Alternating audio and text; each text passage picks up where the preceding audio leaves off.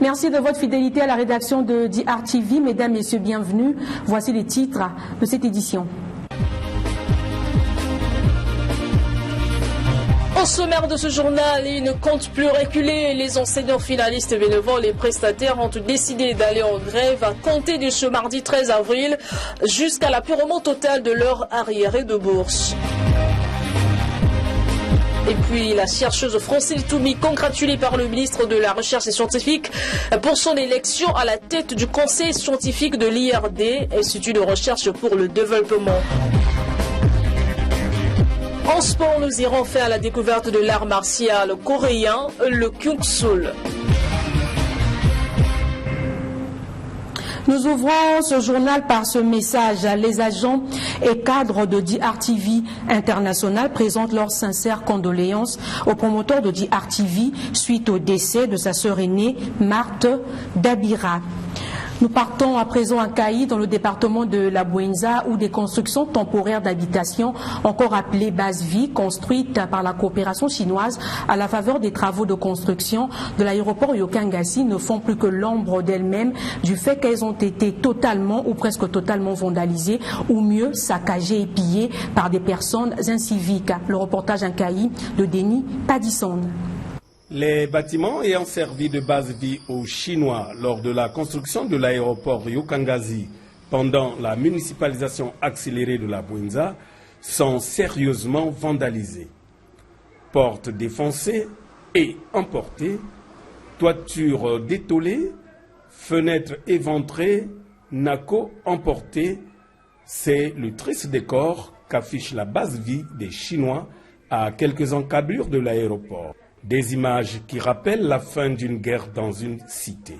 Les 3 longs bâtiments de cette base-vie moderne ne sont plus que l'ombre d'eux-mêmes, à cause des inciviques qui sûrement opèrent nuitamment. Un bijou de cette qualité pourrait être protégé et à la limite être utilisé pour des besoins administratifs, surtout que nombreux services de l'État peinent à s'octroyer les conditions décentes du travail. Du point de vue des locaux, mieux des bureaux. Ce qui se passe dans ce site n'est plus ou moins qu'un pillage à ciel ouvert qui ne dit pas son nom. Cet acte plonge dans le regret des citoyens de la ville. Vraiment, je suis très déçu d'entendre cela. En fait, ça c'est un bijou qui était déjà acquis, pour lequel un bijou que les Chinois ont laissé. Moi je pense que les autorités, ils devaient prendre des dispositions pour sécuriser et sauvegarder ce bijou, hein, et qui devait servir même à loger peut-être les gendarmes ou les policiers, au lieu qu'ils continuent à louer à la cité. La population, quand on me dit qu'ils ont vandalisé, vraiment, c'est vraiment regrettable. Nous devons avoir la citoyenneté, c'est-à-dire savoir sauvegarder ce qui nous est déjà acquis. Vous voyez, aujourd'hui, là, le camp de la potasse, quand la potasse a fermé, mais ils n'ont pas vandalisé, mais les gens, la population de Kouido a su garder. Et aujourd'hui, c'est devenu un camp militaire et Makola est devenu un grand village.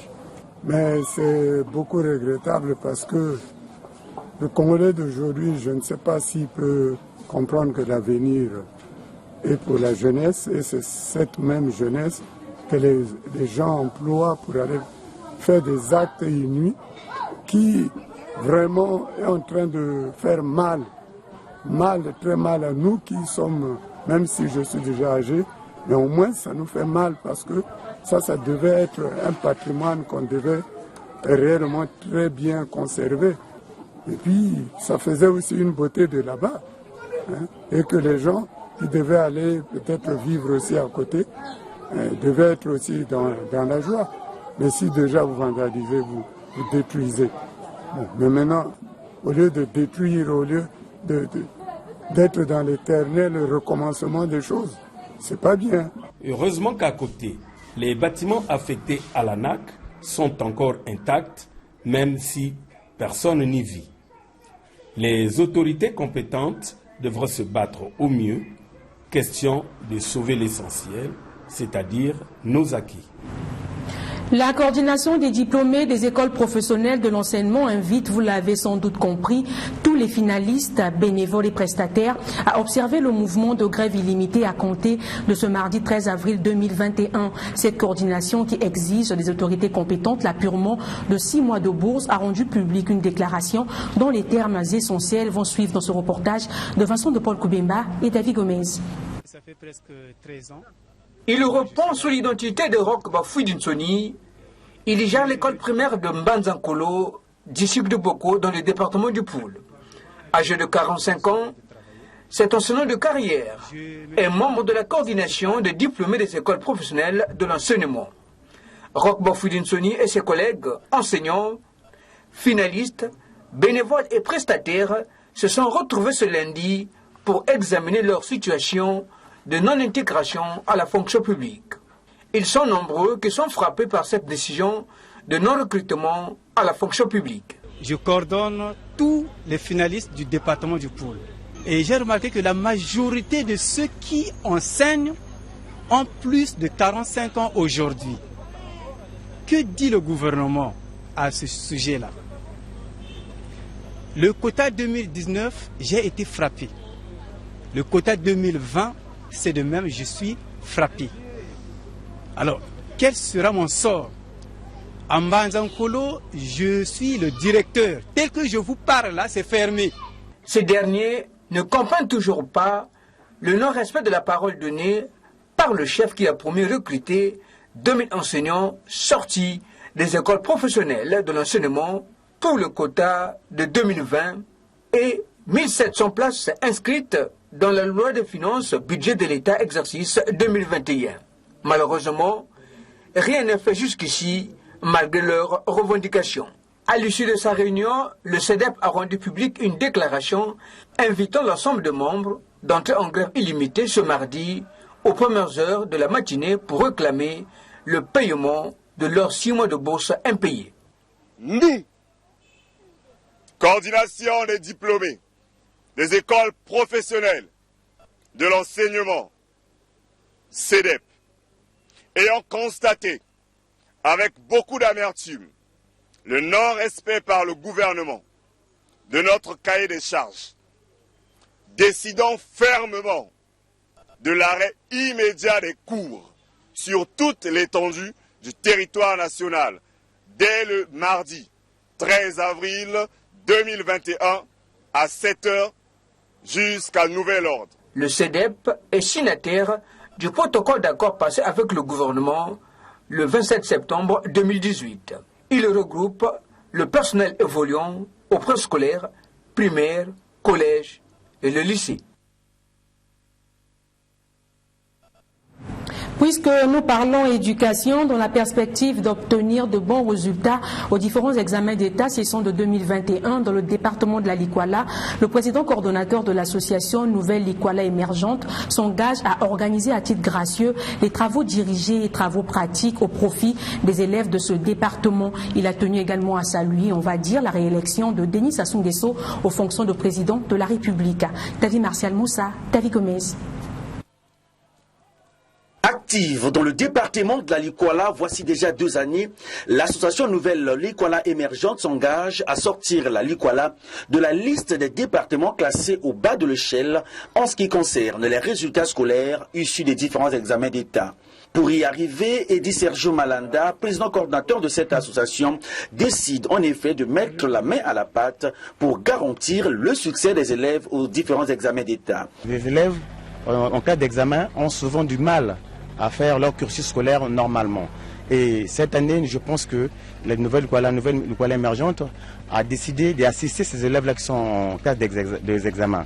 On va organiser des séances de TP et TD et la Nouvelle Likwala Émergente prendra en charge les professeurs qui vont qui vont exercer ces devoirs et les TP, les travails pratiques pour les élèves de terminale et le BPC afin qu'ils puissent avoir un niveau assez élevé. Cet engagement du président de cette association qui intègre l'un des axes prioritaires du programme d'activité de la nouvelle Likwala émergente dans son volet éducation prendra également en compte le retrait de diplômes des élèves admis à la direction des examens et concours. Quand un élève arrive en terminale, en général, ils produisent les dossiers.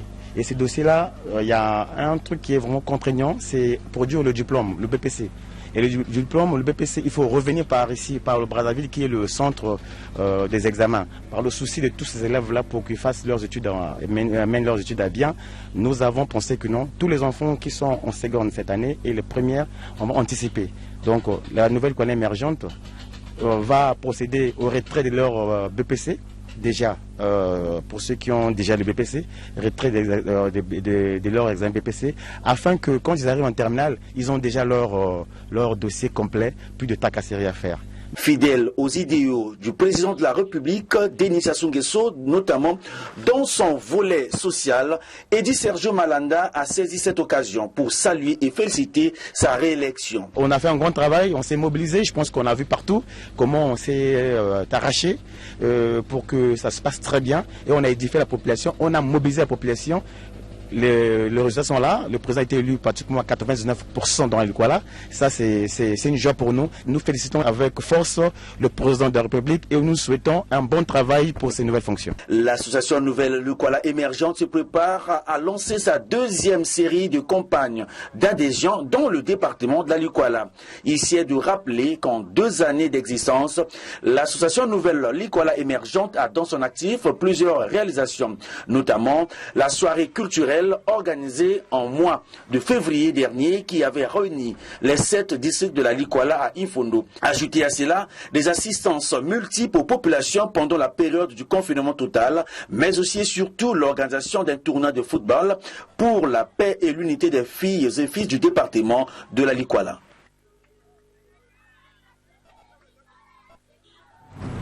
Comme annoncé dans les titres, nommé par arrêté ministériel du 8 février 2021 portant nomination au conseil scientifique de l'Institut de recherche pour le développement, Francine Toumi, enseignante et chercheuse à l'université Mariengouabi, a été élue par ses pairs présidente de ce conseil scientifique de l'IRD. Une cérémonie de reconnaissance du mérite et de l'excellence a été organisée ce lundi, au cours de laquelle la chercheuse Francine Toumi, qui fait la fierté du Congo, a été congratulée par le ministre de la Recherche scientifique et de l'innovation technologique, Martin Parfait Aimé Koussou Mavungu. Christine Mationa, Bien-Aimé Condé. Le mérite reconnu et salué afin de promouvoir l'excellence dans le domaine de la recherche, et cela à travers une cérémonie de félicitations organisée par le ministère de la Recherche scientifique en honneur du professeur Francine Toumi. Cette Congolaise, nouvellement élue à la tête du conseil scientifique de l'Institut de recherche pour le développement, IRD en sigle. L'instance de réflexion de proposition de l'Institut de recherche pour le développement en matière de politique scientifique regroupe 30 personnalités d'horizons diverses. Les pays en développement sont très demandeurs de cette science pour le développement. Cette élection est une grande fierté pour moi en tant que chercheur.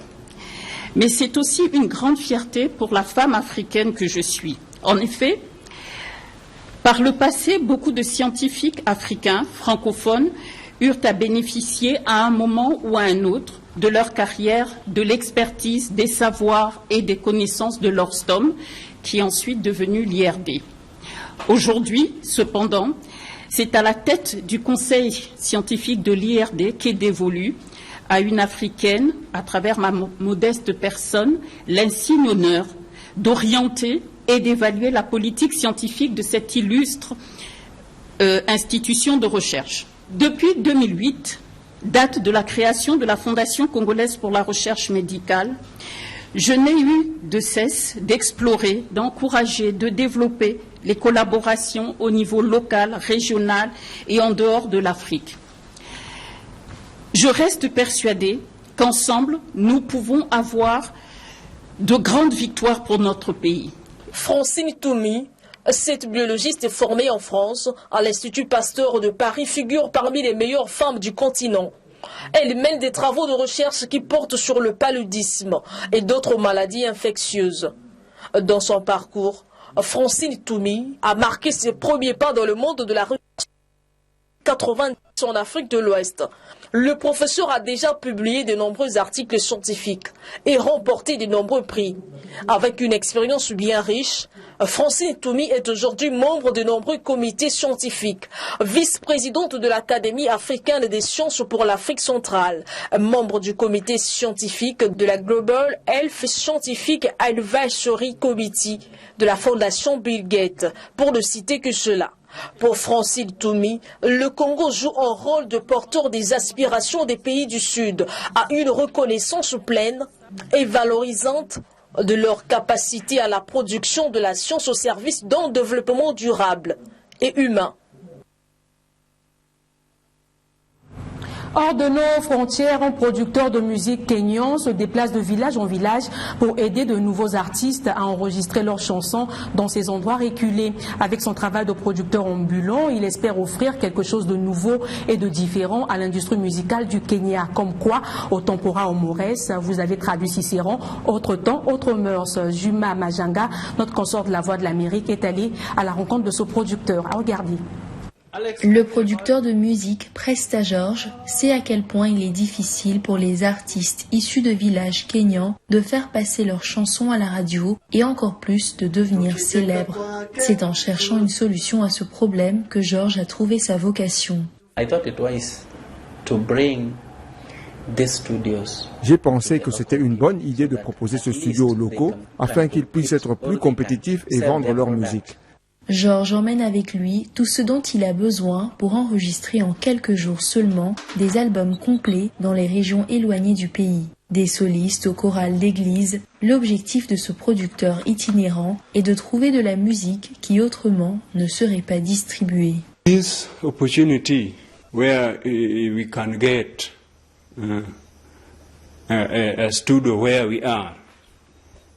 Cette opportunité d'obtenir un studio là où nous sommes nous permet de faire connaître les talents que nous avons ici et qui, le cas contraire, n'auraient pas pu être entendus. Faire des rêves de ses clients une réalité a également un coût pour Georges, car la plupart des artistes des villages qu'il visite n'ont pas les moyens de payer ses services de producteur. Mais Georges explique que cela en vaut la peine, car ainsi, il peut découvrir de nouveaux talents qui autrement n'auraient pas été découverts par les grands labels de production kényans. Si vous voulez réussir dans le secteur de la musique, vous devez malheureusement déménager à Nairobi. Et donc le fait d'avoir un studio ambulant est vraiment une excellente idée. Vous amenez le studio aux gens pour qu'ils puissent obtenir cette qualité de son. Nous devrions étendre cette initiative afin de donner aux artistes locaux la possibilité d'avoir accès à de l'audio de qualité.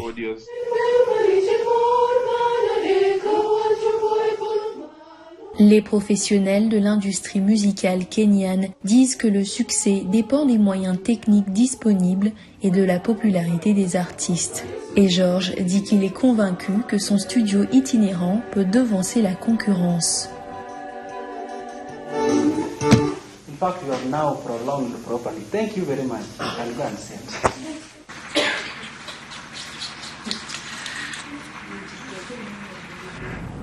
Dans le monde de sport de cette édition, je vous emmène avec votre permission, bien évidemment, à la découverte de cet art martial d'origine nord-coréenne, le Kyuk-Sool. Une démonstration de cette discipline a été faite le week-end par les membres du club Dutch Lee Kyuk-Sool et Self-Défense à l'occasion de la célébration des 10 ans d'existence de ce club. Donna de Goma, Anissé Mongala. C'est sous l'œil vigilant du coordonnateur des clubs de Kyuk-Sool du Congo, Maître Ghislain Wilfried Boba, et de quelques membres de la Ligue de karaté de Brazzaville que cet art martial a été vulgarisé dimanche au quartier Masengo à Soproji.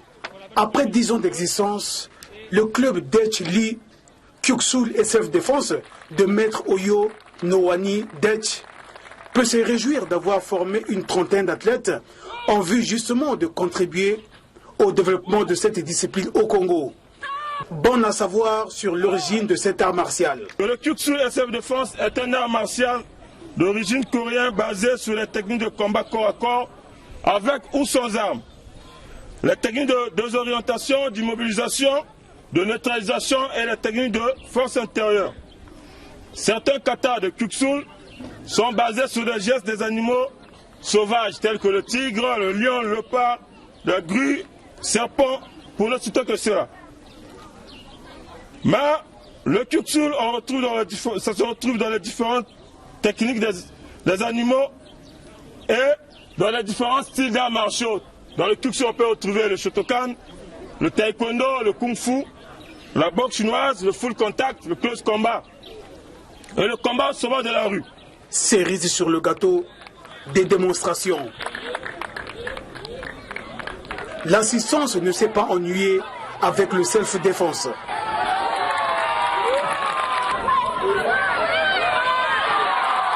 Quelques athlètes n'ont pas eu pitié des briques.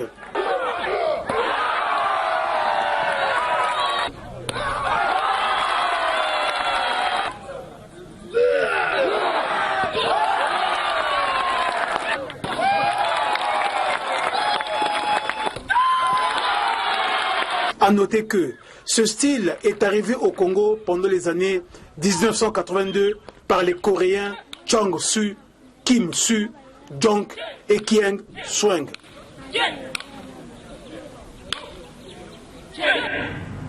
Enfin, moins de 2% de la population de l'Afrique est vaccinée jusqu'ici, alors que la guerre du leadership est observable sur l'échiquier international. Le Congo, qui est aujourd'hui à près de 10 000 personnes vaccinées, selon une source du ministère de la Santé, compte administrer le vaccin à plus de 60% de sa population, estimée à 5 millions d'habitants. L'Afrique serait-elle devenue le terrain de prédilection de la diplomatie vaccinale liée au Covid-19? Élément de réponse dans l'édito qui va suivre. Mais avant de vous dire au revoir, nous réitérons nos condoléances les plus attristées au promoteur de DRTV qui vient de perdre sa sœur aînée, la matriarche Marthe Dabira.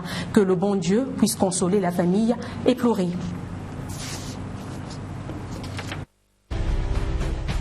Plus que le réchauffement climatique, le sujet qui divise les grandes puissances aujourd'hui est celui lié à la diplomatie vaccinale due au Covid-19.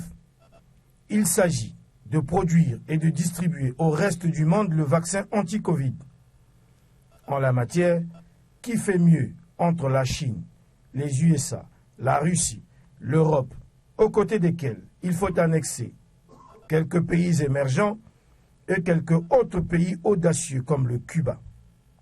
L'Afrique, bien souvent absente ou spectatrice dans les grands sujets planétaires, a compris cette fois-ci l'intérêt du sujet et s'essaye tout de même à une faible production des doses vaccinales de l'ordre de 0,1% de toute la production mondiale. À peine 0,2% des doses mondiales lui sont allouées pour l'heure, alors qu'elles constituent 17% de la population mondiale, ce qui correspond à une couverture vaccinale de l'ordre de 1,7% de sa population. En d'autres termes, sur 100 milliards et 200 millions d'habitants, moins de 20 millions de sa population sont vaccinés. Et dans cette Afrique se trouve le Congo, qui a eu la grâce du ciel de s'en tirer à bon compte jusqu'ici. La campagne vaccinale qui vient d'être lancée en République du Congo a été bien accueillie. Les autorités au plus haut niveau ayant donné l'exemple comme pour dissiper les rumeurs surréalistes sur les effets secondaires qui habitaient les esprits de la population. Il y a plus d'engouement et d'adhésion à cette campagne vaccinale anti-Covid-19 à la grande satisfaction des autorités du pays. Seulement, l'objectif de couvrir 60% de la population qu'annonçait le président de la République, Denis Sassou Nguesso, paraît encore utopique à atteindre au regard du défi logistique et de la disponibilité des doses vaccinales que présente l'opération de vaccination anti-Covid-19 en République du Congo. En attendant, la disponibilité des doses de vaccins du mécanisme COVAX que prône l'Organisation mondiale de la santé, le Congo s'est entouré des bons soins, des doses des vaccins chinois et russes, Sinovac et Sputnik, comme on les appelle, qui sont bien tolérés par les premiers vaccinés et semblent être bien acceptés. On parlerait aussi du vaccin cubain. Au-delà de la guerre du leadership entre les grandes nations productrices du vaccin, notamment entre les pays communistes d'un côté et les pays occidentaux de l'autre, le Congo a fait le choix de la raison, celui de prendre le vaccin disponible et mieux adapté aux Congolais, quoi que l'on dise, comme pour parer au plus pressé.